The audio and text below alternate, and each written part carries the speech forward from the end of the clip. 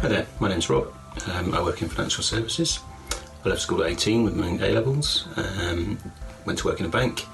Surprisingly, there's somebody that now works in financial services. I didn't particularly enjoy those 8 weeks. I then left to join a company called PHH, which is now Arvel over in West Swindon, where I trained to be an accountant.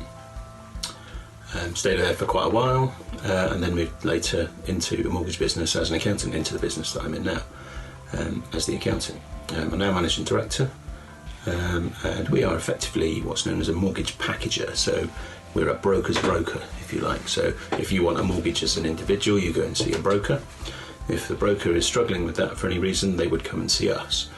So we do mortgages for the self-employed, people with previous poor credit, properties that are non-standard construction, portfolio landlords. You might have heard of HMOs as well, houses of multiple occupation. Not a lot of lenders like those, so we do those.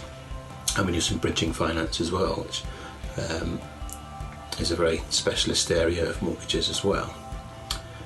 We're branching out into normal mortgages, as you probably know them, sort of high street mortgages, your NatWests and Santanders, and the banks that you'll normally see as you walk down the high street. So you might see us on Facebook or Instagram. But you guys have missed out on work experience this year due to the coronavirus lockdown and situation that we're in.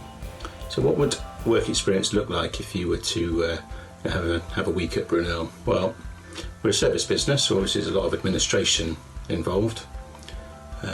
So there's a lot of paperwork even nowadays, and it's a lot of admin.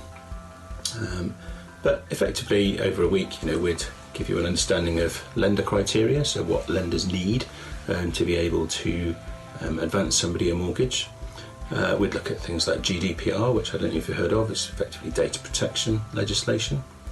Look at the importance of data security within a business. We hold a lot of personal and financial information about people, so we need to make sure that doesn't fall into the wrong hands, as that can be very dangerous in the wrong hands.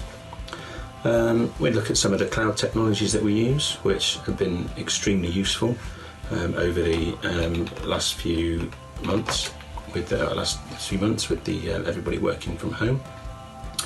And we can have a look at some of the technologies that we use to strive towards the paperless office, as you might have heard the phrase there. But it'd be an interesting week. It's a shame that you've all missed out on it, because it does give you an insight into how the sort of working week looks for a lot of people.